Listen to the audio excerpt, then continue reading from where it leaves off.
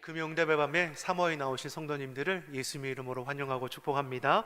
우리 곁에 계신 분들과 사랑의 인사 나누겠습니다. 사랑합니다. 감사합니다. 축복합니다. 사랑합니다. 감사합니다. 축복합니다. 한 번 더 인사합니다. 기도로 승리합시다. 기도로 승리합시다. 이 밤에 나오신 분들은, 또 각자 계신 곳에서 또 영상으로 예배하시는 분들은 기도의 능력을 아는 분이죠. 그러면 그 능력을 아는 사람은 주께서 말씀하시는 것처럼 쉬지 않고 기도할 수밖에 없는 것이죠. 여러분, 저와 여러분은 평생에 기도가 마르지 않기를 예수님의 이름으로 축복합니다. 주의 능력을, 은혜를 아는 자는 늘 기도하게 되는 것이죠. 늘 말씀 가운데 거하게 되는 것이고, 문제를 만나도 염려하기보다는 기도의 제목을 바꾸어 주 앞에 RM을 통해서 하나님께서 우리의 삶을 어떻게 인도하시고 또 지키시는 것을 우리가 경험하게 될 줄 믿습니다. 기도로 승리하는 우리 시온성교회 성도 되기를 예수님의 이름으로 축복합니다. 앞서서 스바의 여왕은 솔로몬의 지혜에 대한 소문을 듣고 찾아왔습니다. 소문대로 진짜인지 어떠한지 확인해 보려고 여러 가지 질문을 솔로몬 왕에게 하는 것이죠. 그러니 솔로몬은 어떠한 질문에도 막힘없이 하나하나 다 대답을 합니다. 이에 자신의 힘과 지혜로는 해결하지 못하는 어려움의 문제까지도 솔로몬에게 묻게 되는 것이고, 솔로몬은 이번에도 막힘이 없이 감동이 될 정도로 명쾌하게 해답을 제공해 주었습니다. 스바의 여왕은 직접 보고 겪으니 소문보다 더 대단한 것을 알게 되는 것이죠. 그러니 10장 8절에서 스바 여왕이 하는 말이 무엇입니까? 우리 10장 8절의 말씀을 같이 보겠습니다. 복되도다 당신의 사람들이여, 복되도다 당신의 신하들이여, 항상 당신 앞에 서서 당신의 지혜를 들으미로다. 한 나라의 여왕이 이스라엘 백성들을 지금 부러워한다라고 말하는 겁니다. 왜 부러워합니까? 저들은 언제든지 원하기만 하면 솔로몬의 지혜의 말씀을 들을 수 있기 때문인 것이죠. 그것이 스바의 여왕이 볼 때는 너무나 부러운 것이죠. 사랑하는 성도 여러분, 주의 은혜를 알게 되면 주의 말씀을 가까이 하는 것이 깨어 예비하는 이 자리가 얼마나 귀하고 복된 것임을 알게 되는 것이죠. 무엇보다 솔로몬의 지혜의 근원이 하나님께 있음을 고백하는 것을 보게 됩니다. 10장 9절, 10절 우리 두 절의 말씀을 같이 보겠습니다. 당신의 하나님 여호와를 송축할지로다. 여호와께서 당신을 기뻐하사 이스라엘 왕 위에 올리셨고, 여호와께서 영원히 이스라엘을 사랑하심으로 당신을 세워 왕으로 삼아 정의와 공의를 행하게 하셨도다 하고, 이에 그가 금 120달란트와 심이 많은 향품과 보석을 왕에게 드렸으니, 스바의 여왕이 솔로몬 왕에게 드린 것처럼 많은 향품이 다시 오지 아니하였더라. 아멘. 스바의 여왕은 지혜의 근원이 되시는 하나님께 송축한다 말하죠. 솔로몬을 지혜의 왕으로 삼으신 분, 이스라엘을 영원히 사랑하심으로 정의와 공의를 이루어 가시는 분 여호와 하나님이라 고백합니다. 스바의 여왕은 이처럼 하나님의 영광을 찬양하며 하나님의 지혜의 말씀에 크게 기뻐하며 자신이 가지고 있는 모든 예물을 아까워하지 않고 내어놓았습니다. 솔로몬은 어느 누구에게도 이와 같은 예물을 다시는 받아본 적이 없다라고 할 정도로 엄청난 예물을 스바의 여왕으로부터 제공받게 되는 것이죠. 재물을 얻게 되는 과정이 어떠합니까? 하나님이 주시는 지혜로 인함입니다. 솔로몬이 1000번의 제단을 쌓은 그날 밤에 하나님께서 그에게 찾아와서 물었던 것이 무엇입니까? 네가 원하는 것이 무엇이냐? 너는 나에게 구해라. 솔로몬은 구할 수 있는 여러 가지가 있었을 것이죠. 건강의 복도 구할 수 있는 거고, 대적들을 이길 수 있는 권세도 구할 수 있는 것이고, 또 장수의 복이나 재물의 복이나 등등 여러 가지 필요를 구할 수도 있을 겁니다. 그런데 솔로몬은 하나님의 백성들을 바르게 다스릴 수 있는 그 마음, 하나님의 마음, 그 지혜를 구했다라는 것이죠. 이것을 하나님께서 너무나 크게 기뻐하시며 지혜를 저에게 부어주실 뿐만 아니라 부와 재물과 영광까지도 더해 주셨습니다.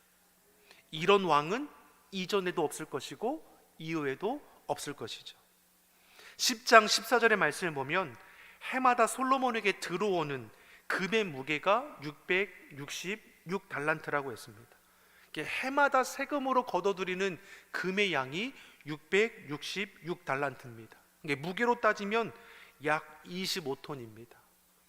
우리는 금이 그까짓 거 집에 굴러 다니니까 금 25톤 그거 아무것도 아니죠.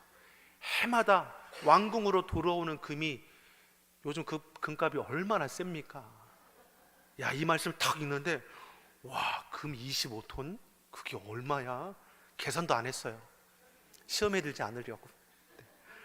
엄청난 세금이 거치는 거죠. 그만큼 풍요로웠다라는 것이죠.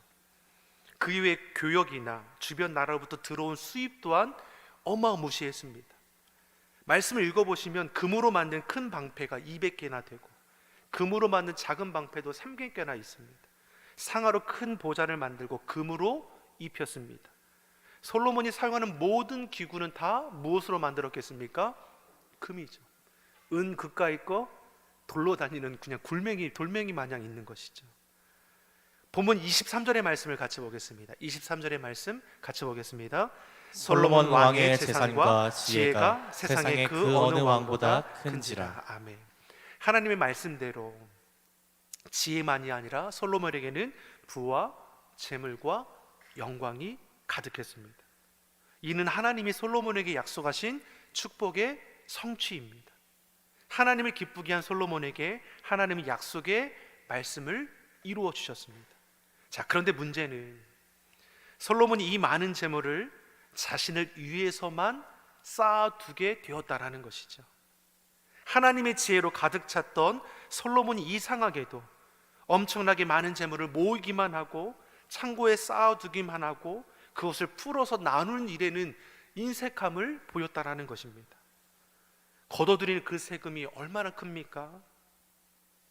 그 재물이 가득할 뿐이지, 자신을 위해 쌓을 뿐이지 이것을 나눔이 없다라는 것이죠. 하나님의 일찍이 왕에 대해서 이렇게 경고해 주셨습니다. 신명기서 17장 17절의 말씀입니다.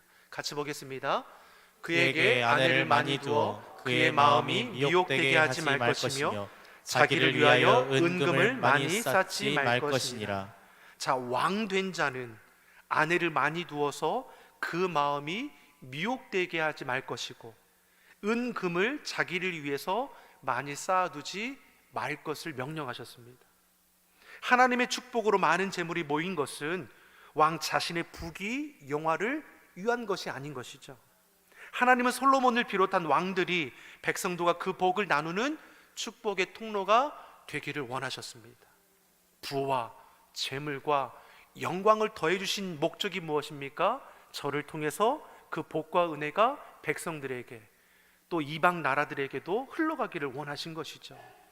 남들보다 가진 지식이 많다면, 남들보다 가진 재물이 많고 재능이 많고 은사가 받은 것이 많다면 이것이 나를 통해서 흘러가게 해야 하는 것이죠. 항상 구약의 율법을 보면 고아와 과부와 나그네, 약한 자를 돌아볼 것을 누누이 강조하고 있습니다.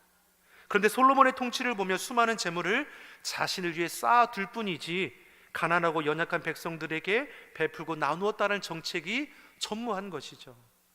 10장 26절의 말씀을 보겠습니다. 26절의 말씀 같이 보겠습니다. 솔로몬이 병거와 마병을 모으매 병거가 1,400대요 마병이 12,000명이라 병거성에도 두고 예루살렘 왕에게도 두었으며. 자, 솔로몬이 그 많은 돈으로 사용하고 있는 것이 무엇입니까? 애굽으로부터 수많은 병거, 마병을 구입하여서 안전을 꾀했다라는 것이죠. 이와 같은 모습을 볼 때 솔로몬은 점차 하나님 중심의 삶의 자리에서 사람 중심, 세상 중심의 삶으로 변질되어 가고 있다는 것을 볼 수 있는 겁니다. 이미 하나님은 경고하지 않으셨습니까?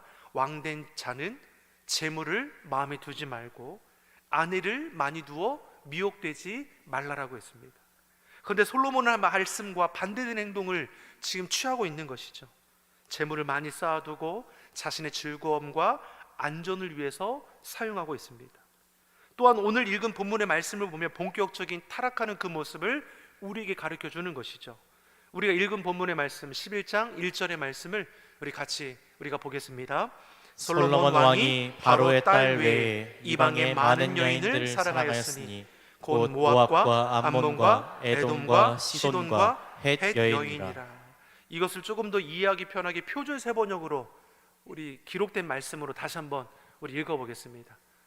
우리 11장 1절의 말씀 같이 보겠습니다. 솔로몬 왕은 외국 여자들을 좋아하였다. 이집트의 바로의 딸 말고도 모압 사람과 암몬 사람과 에돔 사람과 시돈 사람과 헷 사람에게서 많은 외국 여자를 후궁으로 맞아들였다. 아멘. 솔로몬은 지혜가 충만한 자이죠.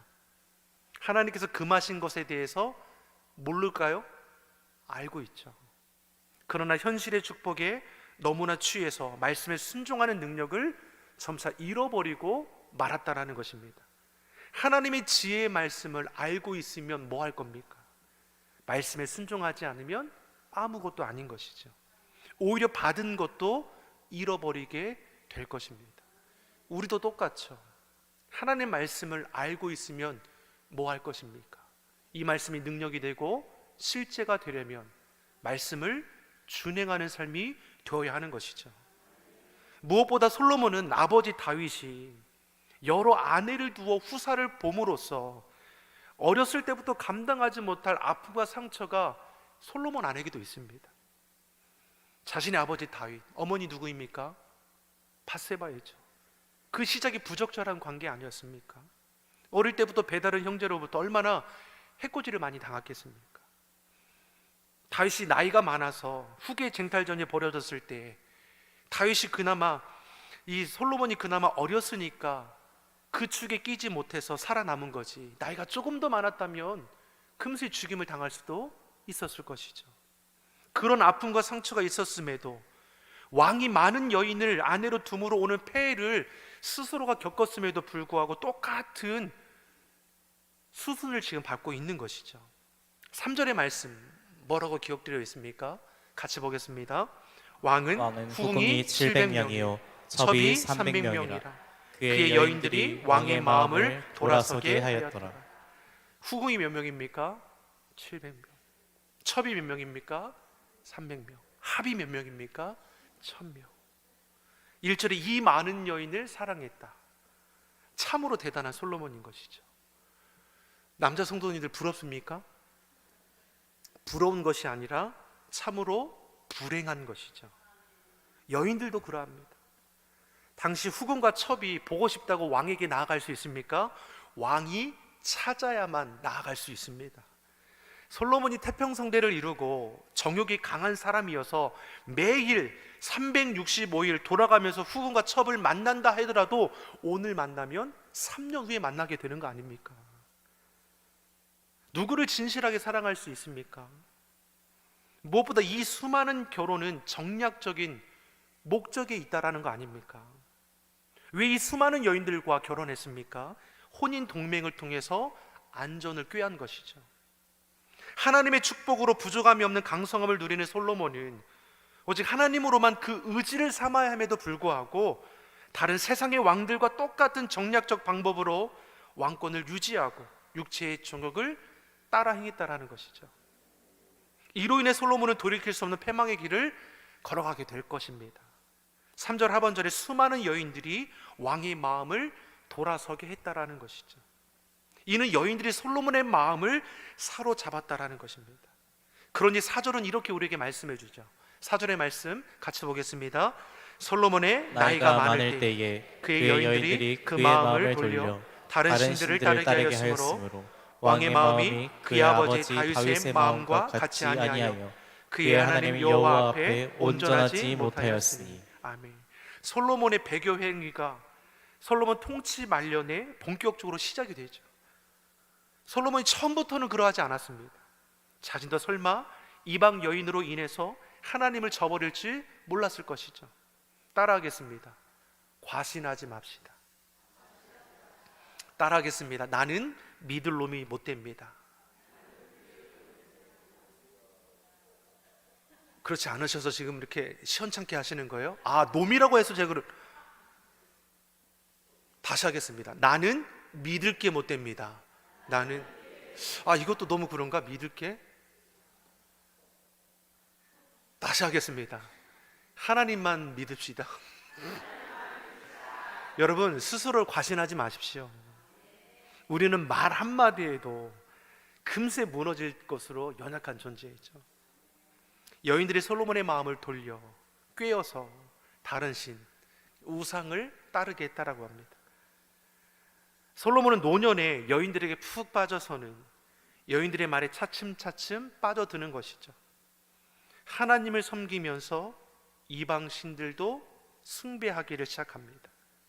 결국 우상 숭배에 빠져서는 이방 신당들을 세우는 일까지도 서슴지 않았다라고 기록하고 있습니다. 타락은 하루아침에 이루어지는 것이 아니라 점진적으로 이루어진 것이죠. 죄를 가볍게 보고 장난치듯이 서서히 빠져들어서 죄에 익숙해지고 죄에 타협이 되고 어느덧 죄가 쌓이고 쌓여 걷잡을 수 없게 되는 것입니다. 하나님의 특별한 축복, 지혜를 받은 솔로몬의 이러한 타락은 눈에 보이는 성공에 취해서 하나님의 말씀을 소홀하게 할 때 그 누구라도 죄에 빠질 수 있다라는 것을 우리에게 보여주는 것이죠.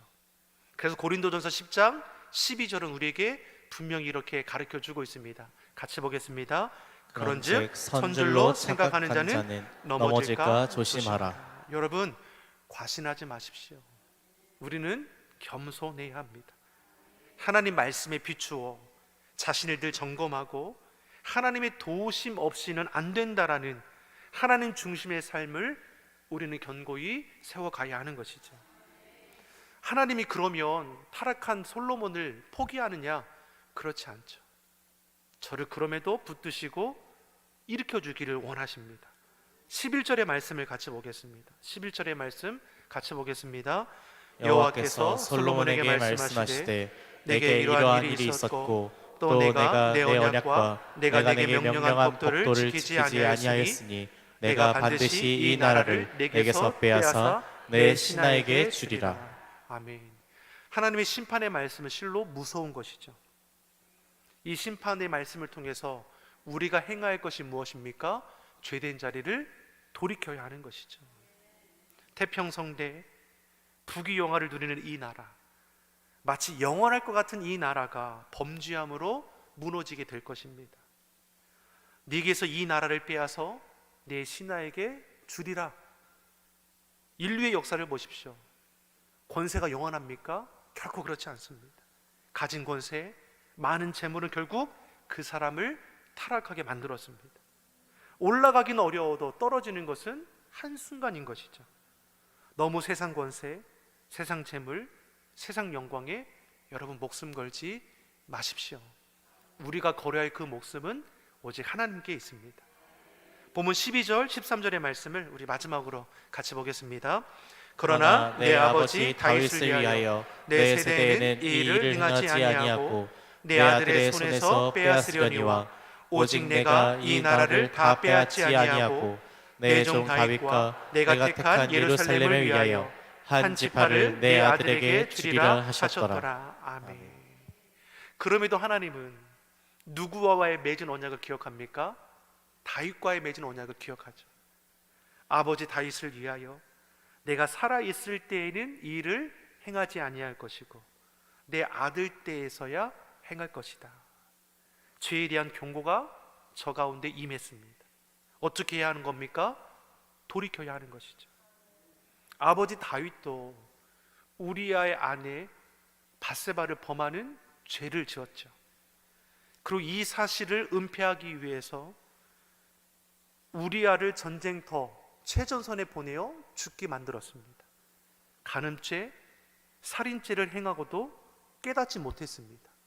죄가 너무나 무서운 거죠. 나단 선지자에게 책망을 들었을 때에 비로소 자신이 죽을 죄인이라는 것을 깨닫고 통곡함으로 회개하게 되죠. 사랑하는 성도 여러분, 죄는 이렇게 무서운 거죠. 다윗조차도 솔로몬조차도 죄 가운데 허우적대고 있으면서도 그 잘못되었다는 것을 깨닫지 못했습니다. 죄의 삭은 사망입니다. 그러니 죄악된 길에서 돌이키도록 하나님은 우리를 포기하지 아니하고 돕는 자를 붙여주시는 것이죠. 말씀해 주시는 것입니다. 우리는 하나님의 말씀 앞에 날마다 우리의 삶을 점검해 볼 수 있어야 하는 것입니다. 가지 말아야 할 것, 하지 말아야 할 것, 먹지 말아야 할 것, 품지 말아야 할 것을 주의 말씀 앞에 구별하고 하나님 보시기에 성결하고 정직할 수 있기를 예수님의 이름으로 축원합니다. 특별히 우리의 자녀들이 이 시대에 그러해야 하는 거죠. 세상을 닮아가는 자녀가 되지 않도록 예수님을 닮아갈 수 있도록 성결한 자녀, 정직한 자녀, 하나님 앞에 부끄럽지 않은 우리 자녀, 우리 가정, 저와 여러분이 되기를 예수님의 이름으로 축원합니다. 기도하겠습니다.